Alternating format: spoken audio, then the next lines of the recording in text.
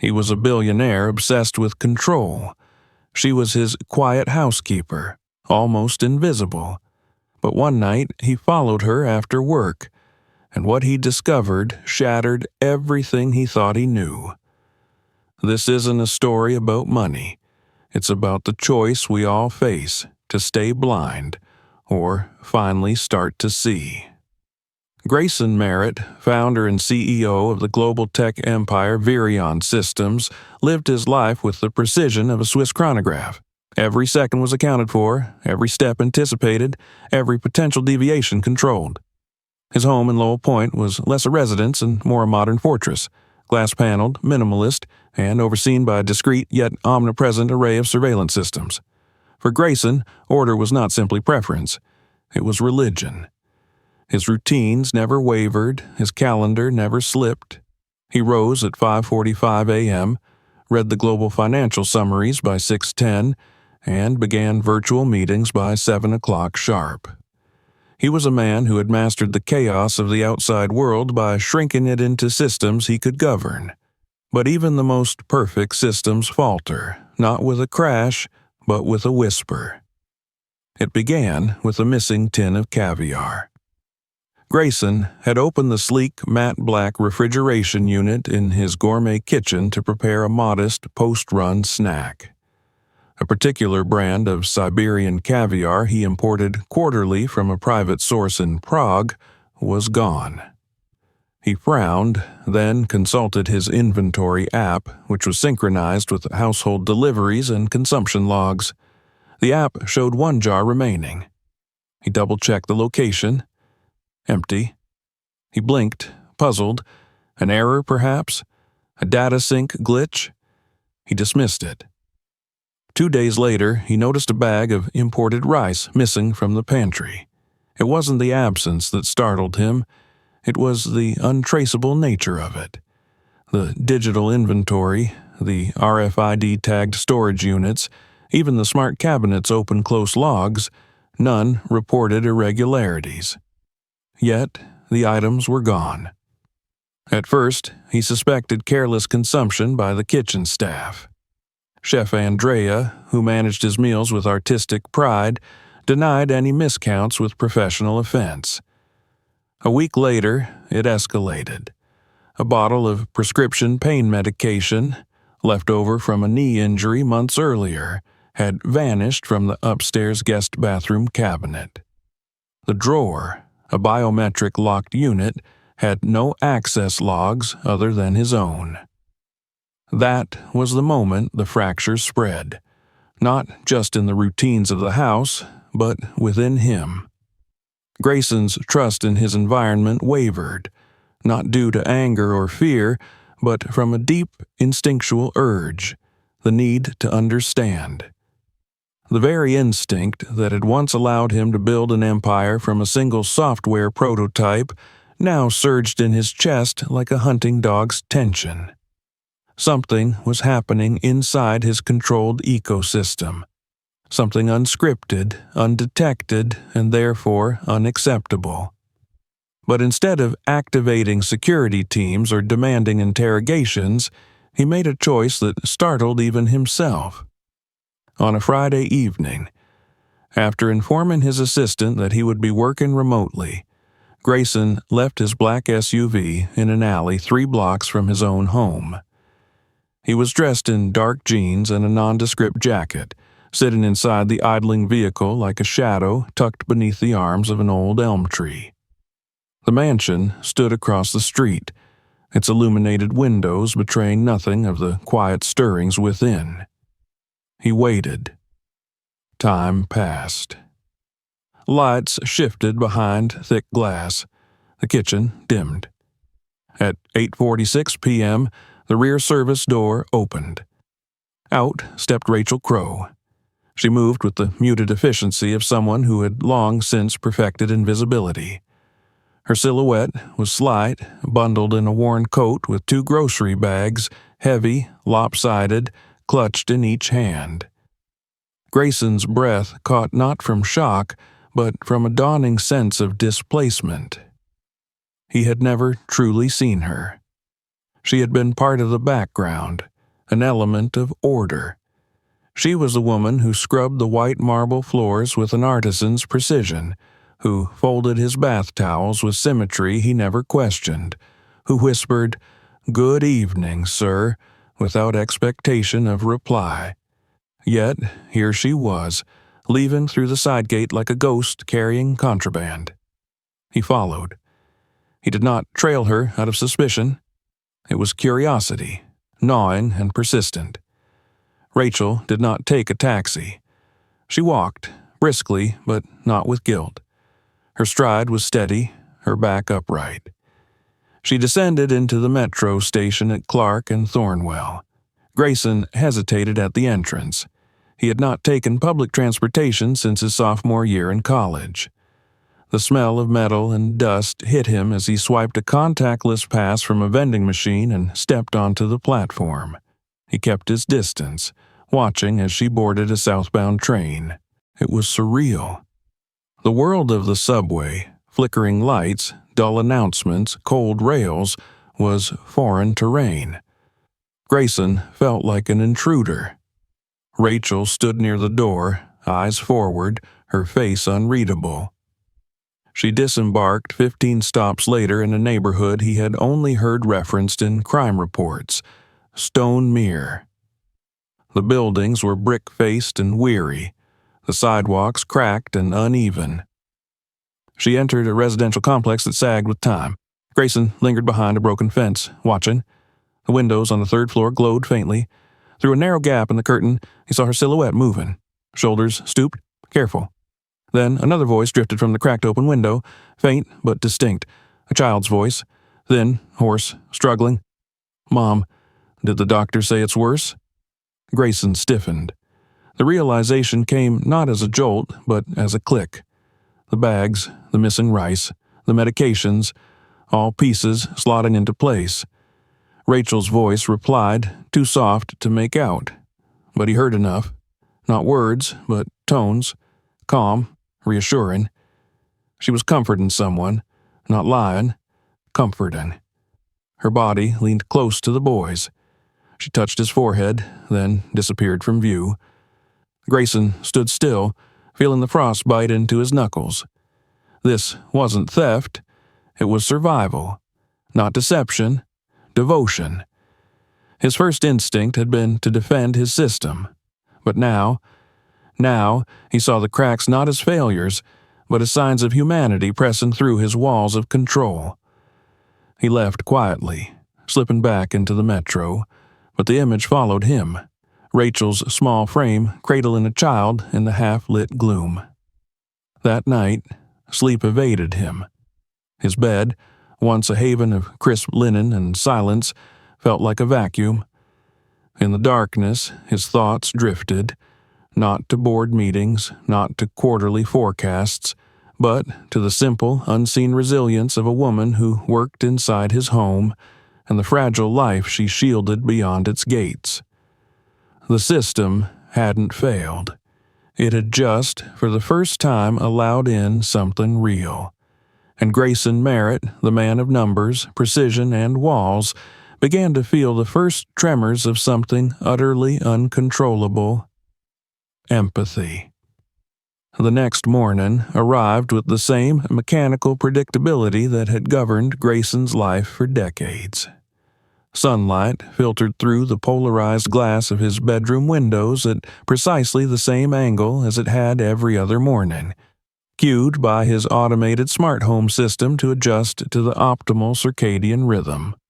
But Grayson sat unmoving at the edge of his bed, robe untied, feet bare against the cool floor, and felt none of the customary control that usually settled over him like a second skin. Downstairs, the household awoke in order. The espresso machine whirred to life. The scent of toasted rye and citrus tea wafted from the kitchen. The staff moved with synchronized discretion, and Rachel Crow was there, as she always was, blending into the rhythm of the house like a well-placed brushstroke in a seamless painting. Yet now Grayson saw her. He sat at the breakfast bar, motionless, as she placed a porcelain plate before him. Her hands trembled slightly, not from fear, but from exhaustion. He noticed the thin purple shadows under her eyes, the dullness in her skin, the way she straightened her spine before walking away, as if refusing to show any signs of burden. It was all new to him, though none of it was new. She had always looked like this. He had simply never seen it. The day progressed in its usual tempo, scheduled meetings, concise decisions, brisk calls, but Grayson found his mind drifting constantly, each thought returning to her like a paper boat being pulled back toward a silent shore.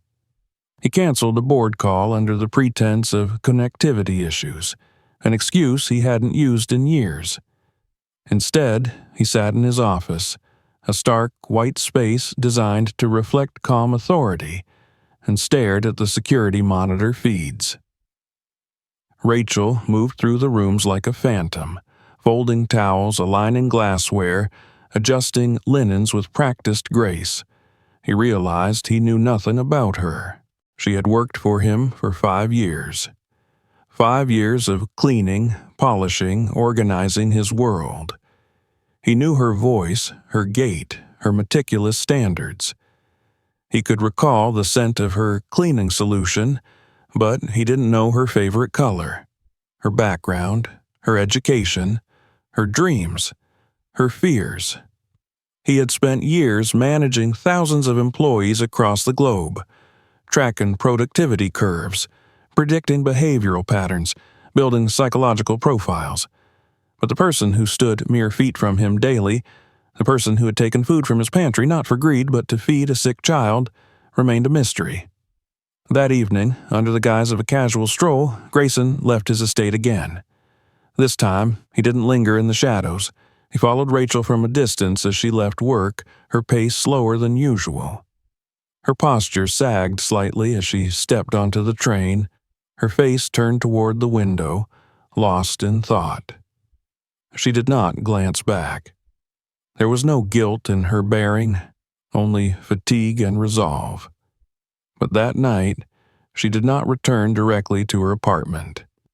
Instead, she walked several blocks through Stonemere to a low-slung brick building with faded murals and a battered sign, Community Literacy Outreach Center.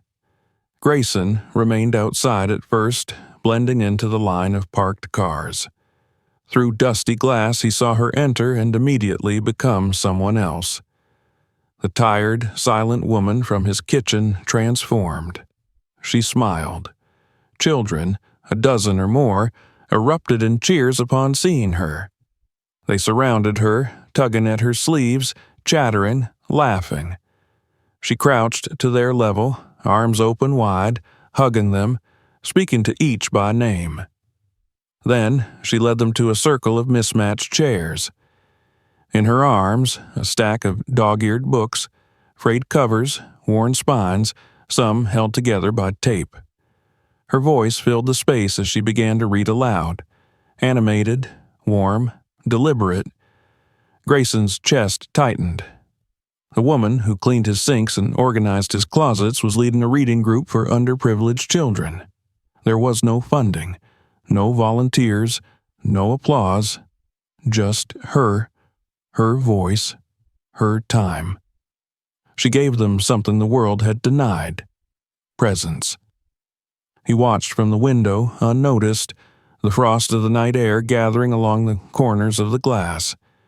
Inside, Rachel read to the children with a fervor that eclipsed her fatigue. Her hands moved with rhythm. Her tone rose and fell like music. The children listened with rapt attention, their eyes wide, their minds alight with wonder. He could have stood there forever. But after an hour, she dismissed the children with hugs and whispered encouragements. Some ran off to waiting guardians, others trickled into the night alone. She remained behind, cleaning up, stacking the books back into her fraying canvas bag. He didn't move until she turned out the light.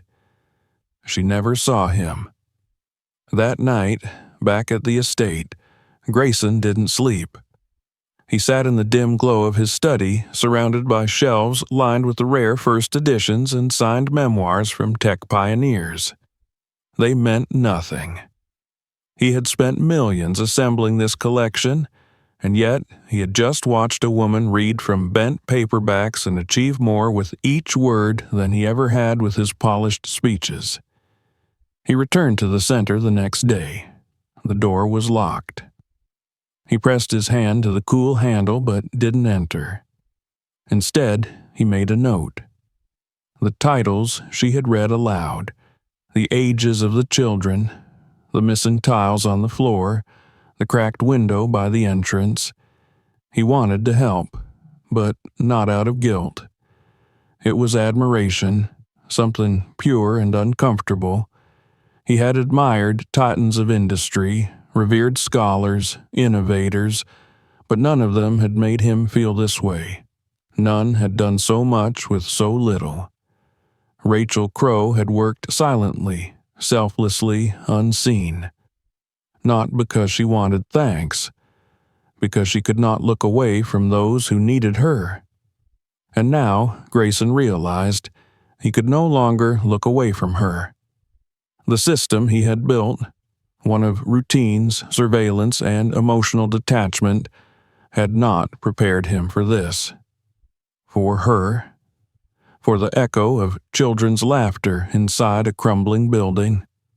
For the sight of a woman who lived in service of others without recognition or reward. For the sharp, beautiful discomfort of realizing his empire, in all its glory, was built upon blind eyes. And now, for the first time, he truly wanted to see. The following week began with a stillness that Grayson Merritt couldn't explain. It wasn't a lack of activity. His inbox was overflowing, his calendar was packed, his executive team was expecting him at an investor summit, but none of it reached him. He sat in his office surrounded by polished steel and glass, and yet it all felt distant, hollow. The metrics, the meetings, the monetary milestones that had once defined his purpose now passed before him like abstract data points, no longer tethered to meaning. He shut his laptop, canceled the summit, ignored the confused messages from his assistant, and instead he returned to Stonemere. He stood across the street from the community clinic, its red brick facade chipped and weathered, the sign half lit with buzzing fluorescent light. This was where Rachel had once come, guiding her son through the heavy doors with quiet determination. This was the center of the struggle she carried with unwavering grace. Grayson remained outside for over an hour, watching the door, uncertain of what he was waiting for, perhaps for courage, perhaps for clarity. When he finally stepped inside, the air was cool, sterile, and worn. The receptionist barely glanced up. Grayson approached, asking calmly to speak with Dr. Linford, the man whose name Rachel had once mentioned in passing during a phone call he'd overheard. The receptionist hesitated until Grayson mentioned his name, and the tone shifted. Dr. Linford appeared 10 minutes later, skeptical but polite. Grayson explained succinctly without disclosing more than necessary. He asked for a discreet review of Theo's situation and whether an urgent treatment plan could be structured, privately funded. He didn't use Rachel's name. He didn't want her to know. He left before anyone could question his presence. 3 days later, Rachel entered the clinic, holding Theo's hand, as she had done many times before. The boy was thin, paler than Grayson remembered, with the weary posture of someone too young to carry such weight. Rachel's voice was soft as she spoke to the receptionist, asking if she could divide her remaining balance into smaller payments. The answer was standard, detached. "I'm sorry, but unless the full payment is received, we cannot proceed with the medication." That's when Grayson stepped forward. He didn't plan the timing. He hadn't expected to see her, but something in the way her shoulders sagged under the strain compelled him. He spoke calmly, requesting to speak with the doctor. Rachel turned toward him slowly. Their eyes met. There was no gratitude in her gaze, only tired suspicion. She said nothing as he walked past her. The conversation with Dr. Linford was short. The doctor owed him a favor from a past philanthropic tech conference, and Grayson asked him to apply it now, not for a return, but because the need was real. When Grayson returned to the waiting room, Rachel was standing in silence. She asked one question: had he been following her again? He answered with the truth: yes. First out of suspicion, then out of curiosity. But now, he didn't know what name to give it. She crossed her arms, her stance unwavering. He tried to explain how he had once thought she was stealing, only to discover she was surviving. How he had come to admire the way she carried more than most and asked for less than anyone. How what began as investigation had become something deeper. A reckoning. Rachel did not soften. Her voice remained firm. They were not a charity case. They did not want pity. He responded not with argument, but with stillness. He acknowledged that she was right. She didn't need his help, but he offered it anyway, not from a pedestal, not from guilt, but from respect. A gesture not to rescue, but to stand beside. She watched him with guarded eyes, measuring the sincerity of his words. After a long pause, she gave a single nod. Not acceptance, not forgiveness, but a truce. That night, Grayson returned home and walked the length of his trophy hallway. It was lined with symbols of success, framed stock certificates, awards from innovation councils, photographs with presidents and tech luminaries. For the first time, they looked like echoes of a man who had defined worth by accumulation. None of them spoke to the impact of a life.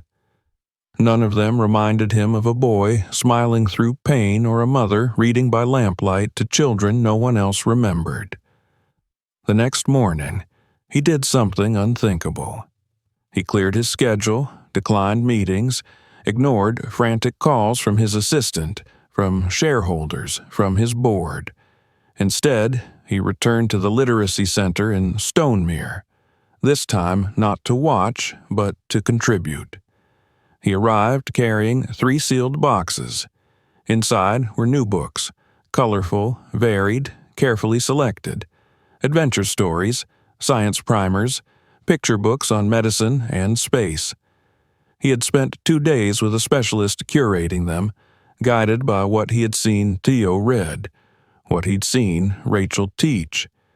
He entered the center without announcement. Children's laughter echoed down the hallway. When the kids saw the boxes, they swarmed them with delight, tearing through the titles with reverent glee.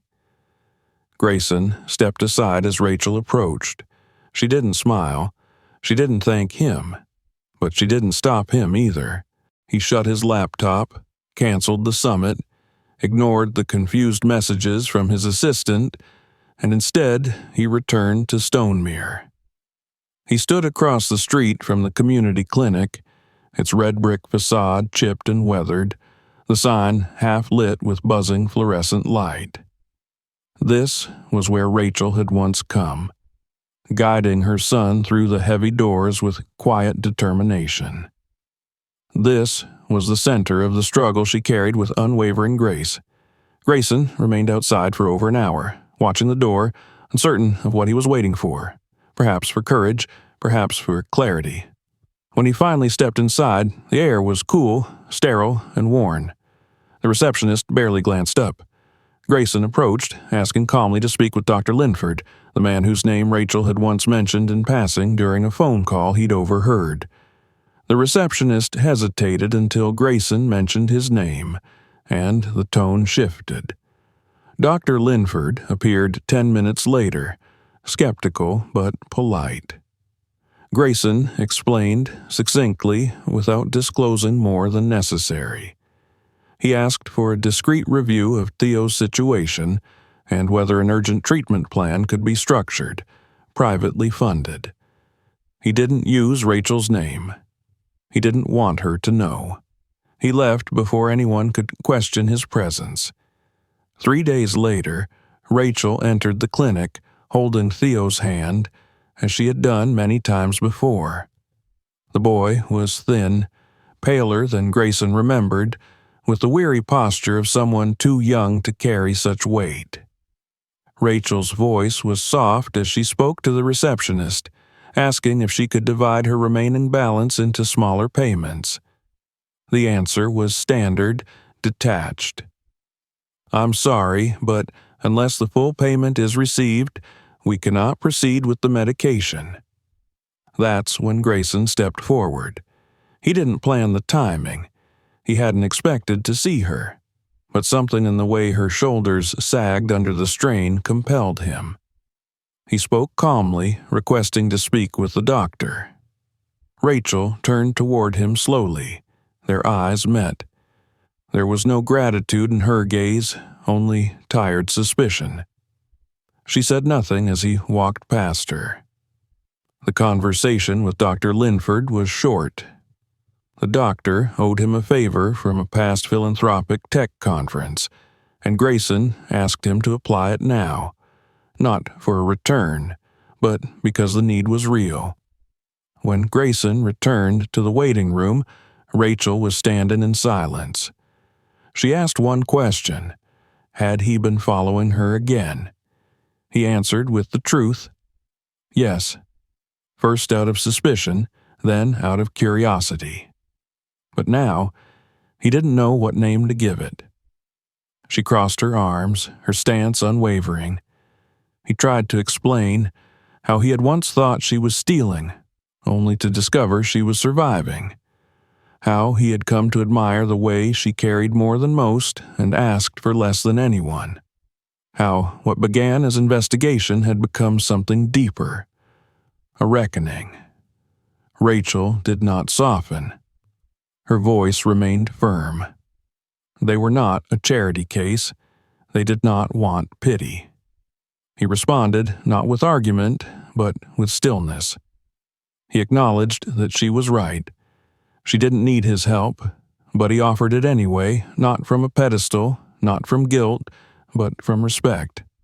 A gesture not to rescue, but to stand beside. She watched him with guarded eyes, measuring the sincerity of his words. After a long pause, she gave a single nod. Not acceptance, not forgiveness, but a truce. That night, Grayson returned home and walked the length of his trophy hallway. It was lined with symbols of success, framed stock certificates, awards from innovation councils, photographs with presidents and tech luminaries. For the first time, they looked like echoes of a man who had defined worth by accumulation. None of them spoke to the impact of a life. None of them reminded him of a boy smiling through pain or a mother reading by lamplight to children no one else remembered. The next morning, he did something unthinkable. He cleared his schedule, declined meetings, ignored frantic calls from his assistant, from shareholders, from his board. Instead, he returned to the literacy center in Stonemere, this time not to watch, but to contribute. He arrived carrying 3 sealed boxes. Inside were new books, colorful, varied, carefully selected, adventure stories, science primers, picture books on medicine and space. He had spent 2 days with a specialist curating them, guided by what he had seen Theo read, what he'd seen Rachel teach. He entered the center without announcement. Children's laughter echoed down the hallway. When the kids saw the boxes, they swarmed them with delight, tearing through the titles with reverent glee. Grayson stepped aside as Rachel approached. She didn't smile. She didn't thank him. But she didn't stop him either. Later, as they stood near the window, watching the children huddle over the books, she spoke in a quiet voice. They liked him, especially Theo. The boy had told her about his wish, to become a doctor, not just to heal himself, but to help others. Her voice cracked as she said it, not from sentiment, but from weight. Grayson said nothing for a while. Then he admitted what he hadn't allowed himself to say aloud, that Rachel had raised an extraordinary boy, not just because of ambition, but because of heart. He had seen more strength in Theo's fragile body and Rachel's tired eyes than in any boardroom he had ever entered. Rachel said she was just a mother. Grayson replied with silence, a kind of reverence. They watched the children read, watched them laugh, argue, imagine. And in that moment, surrounded by cracked walls and second-hand furniture, Grayson Merritt experienced something he had never felt in a penthouse or private jet: meaning. From that day on, Saturdays became a ritual. He came not with cameras, not with announcements, but with quiet resolve. He canceled dinners with investors, ignored invitations to galas. He came to the center with books, with time, with presence. His employees speculated. Rumors circled, an affair, a breakdown, a secret project. He corrected none of them. This wasn't a project. It wasn't a phase. It was rediscovery. He and Rachel still spoke little, but when they did, the conversations were real. About stories, about children, about what it meant to stand when no one offered a hand. Theo sometimes sat beside Grayson, tracing his finger over the words of a book. One afternoon, the boy looked up and asked, "Do you think I can really be a doctor?" Grayson didn't hesitate. He told Theo he already was one, because healing started with belief, and that belief, inherited from a mother who never let go, had already begun changing the world. It was in the early days of winter when the rhythm of Grayson's newly altered life was quietly broken by a call that would bring everything into sharp, painful focus. The message came late in the evening, when the sky outside the Lowell Point estate was dark and heavy with snow. Rachel's voice on the phone was barely above a whisper, trembling with something deeper than fear. Theo had taken a sudden turn. His condition, once stabilized, had deteriorated. Tests revealed complications. The treatment that had offered hope was no longer enough. There was a procedure, a risky, expensive, and uncertain operation that offered the only real chance of recovery. She didn't beg, she didn't ask. She simply said his name. And Grayson, without question or hesitation, was out the door before she had finished speaking. At the hospital, the sterile scent of antiseptic struck him with cruel familiarity. He found Rachel standing alone at Theo's bedside, her hands clenched tightly on the rail, knuckles white, face unreadable. Machines beeped with rhythmic indifference.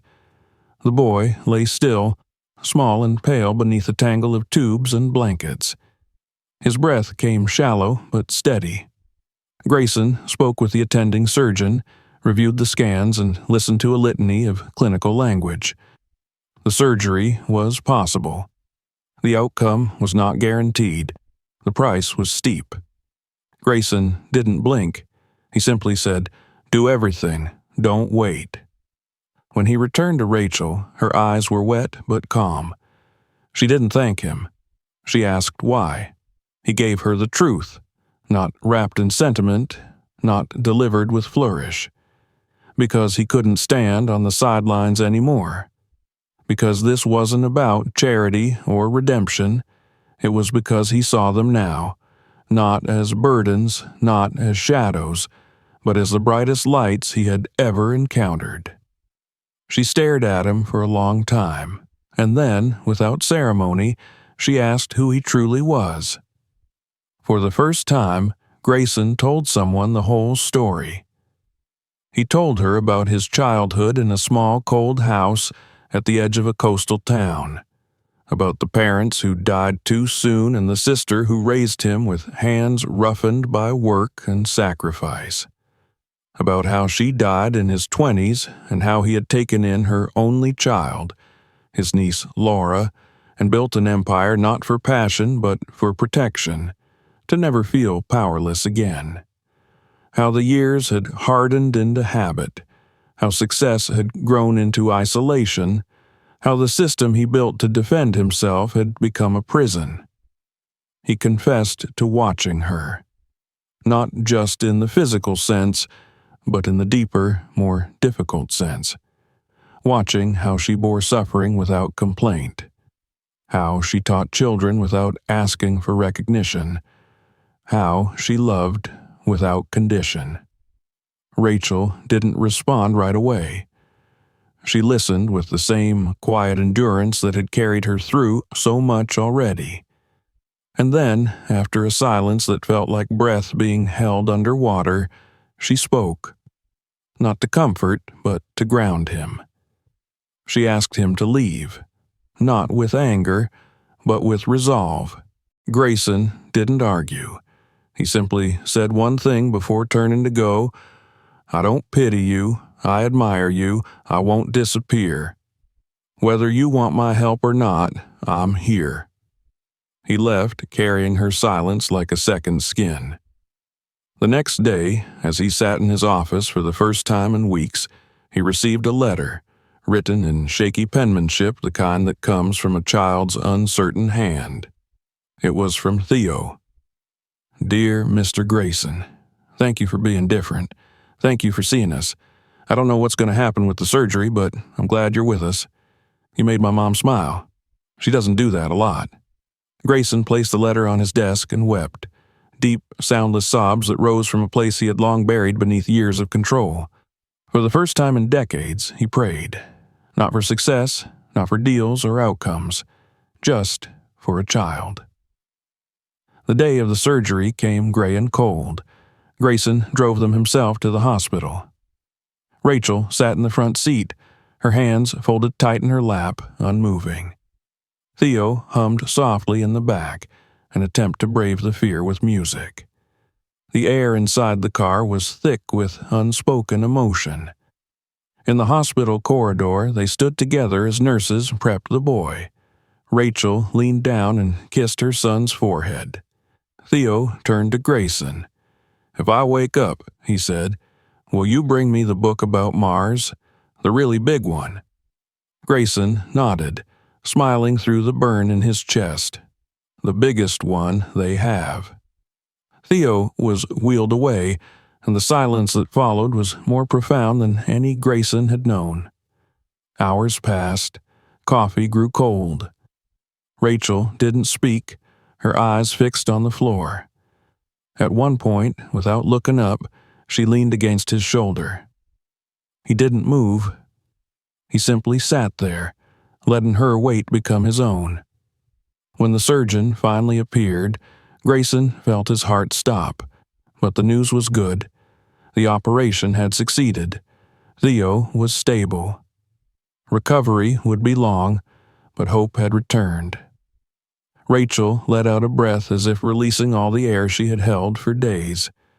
Her hand reached for Grayson's and gripped it tightly. In her eyes he saw gratitude, yes, but more than that. Trust, shared strength, something real. They entered the recovery room together. Theo lay still but peaceful, his breathing even, his small fingers twitching at the sound of his mother's voice. A nurse confirmed he was responding. Rachel sat beside him, her hand brushing back his hair, her smile quiet and full of grace. Grayson stepped back, letting the moment be theirs. He stepped outside into the hallway and called Laura. She didn't answer. He left a message, his voice steady. "I'm not who I used to be, Laura. I haven't lost my edge. I've found something sharper. Presence, meaning. If you can't understand that, it's okay, but I won't go back." The next day, something extraordinary happened. Word of Theo's surgery had spread, not through media, but through people. Parents from the reading center arrived at the hospital with flowers. Strangers from Stonemere brought handmade cards. A boy from the center donated his allowance in coins wrapped in paper. The nurses' station overflowed with books and notes. Rachel stood in the doorway, watching it all unfold with awe. But for Grayson, the moment that stayed with him came quietly. Theo opened his eyes and whispered, "You brought the Mars book?" Grayson held it up, hardcover, thick, full of red planets and stars. Theo smiled, and Grayson felt with stunning clarity the final break of the shell he had spent his whole life building. He had built a fortune on control, but he had found purpose through presence. Not in boardrooms, not in trophies, not in data, but in the quiet resilience of a woman who had carried the weight of 2 lives without flinching, and a boy who dreamed of healing the world even as he fought to survive it. This wasn't a story about wealth. It was a story about choosing to see. And once you truly see someone, you can never unsee them again. If this story moved you, don't forget to like, share, and subscribe to our channel. And tell us in the comments, where in the world are you watching from? We love hearing your stories too. Oh, see you in the next video.